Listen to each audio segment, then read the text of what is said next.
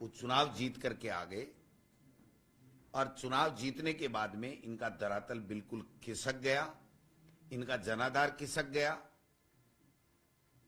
और पिछली दफा भी इनको 2.5 साल तक पार्टी ने इसलिए नहीं बनाया था कि पिछली दफा भी ये शिकायत थी कि इन्होंने बाकी के साथियों को हराने के लिए काम किया है। ऐसे में 2 साल बाद में इन्होंने पार्टी आलाकमान के पास जाकर के माफी मांगी थी कि मैंने ऐसा काम नहीं किया और फिर भी अगर पार्टी महसूस करती है तो मैं भविष्य में इस प्रकार की कोई गतिविधि नहीं करूंगा जिससे पार्टी को नुकसान हो। तब जाकर के 2.5 साल बाद में इनको मंत्री बनाया था। तो इनका आचरण काफी वर्षों से संदिग्ध रहा है, लेकिन फिर भी पार्टी ने ये सोच करके कि आदिवासी नेता है और कांग्रेस की पार्टी की रीति नीति में विश्वास करके और काम कर रहा है, तो इसको माफी देते हुए मौके देते रहे। महेंद्र जी मालवीय जी ने आज भारतीय जनता पार्टी ज्वाइन की। उनके बारे में मैं कहना चाहता हूं सबसे पहले तो कि ऐसे लोगों के जाने से पार्टी के ऊपर कोई प्रभाव नहीं पड़ेगा, पार्टी और ज्यादा मजबूत होगी।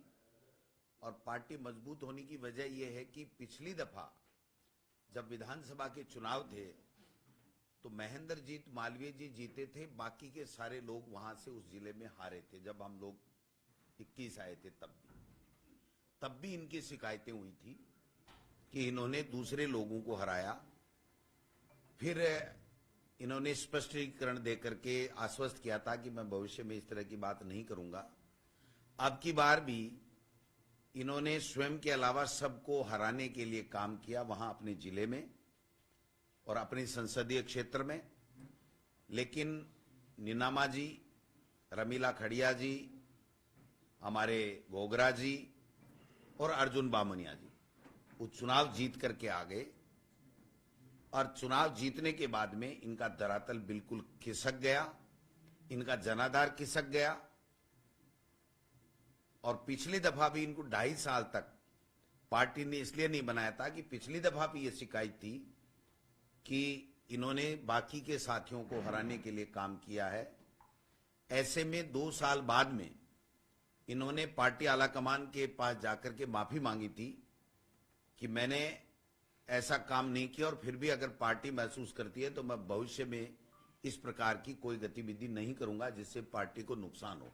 तब जाकर के 2.5 साल बाद में इनको मंत्री बनाया था। तो इनका आचरण काफी वर्षों से संदिग्ध रहा है, लेकिन फिर भी पार्टी ने ये सोच करके कि आदिवासी नेता है और कांग्रेस की पार्टी की रीति नीति में विश्वास करके और काम कर रहा है, तो इसको माफी देते हुए मौके देते रहे।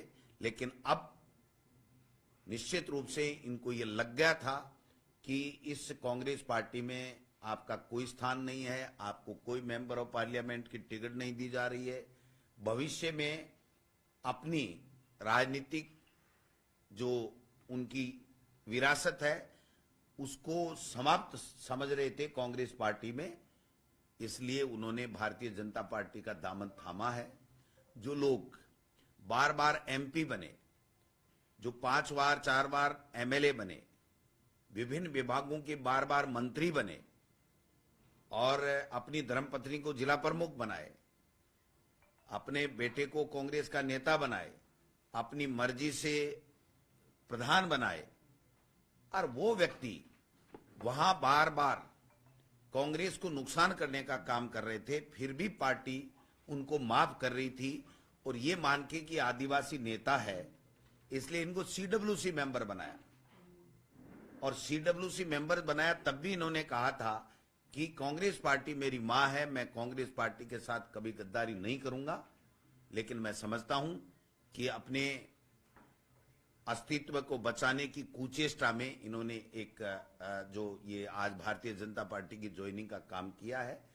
और जब ज्वाइनिंग की समय ये कहना कि कांग्रेस पार्टी राम मंदिर में नहीं गई, उसका विरोध किया, कांग्रेस पार्टी ने कभी राम मंदिर का विरोध नहीं किया। कांग्रेस पार्टी एक ऐसी पार्टी है जिसके नेता आदरणीय राजीव गांधी जी ने सुप्रीम कोर्ट से में देकर के सबसे सहमति बनवाई थी और सुप्रीम कोर्ट के आदेश से ये राम मंदिर बना है।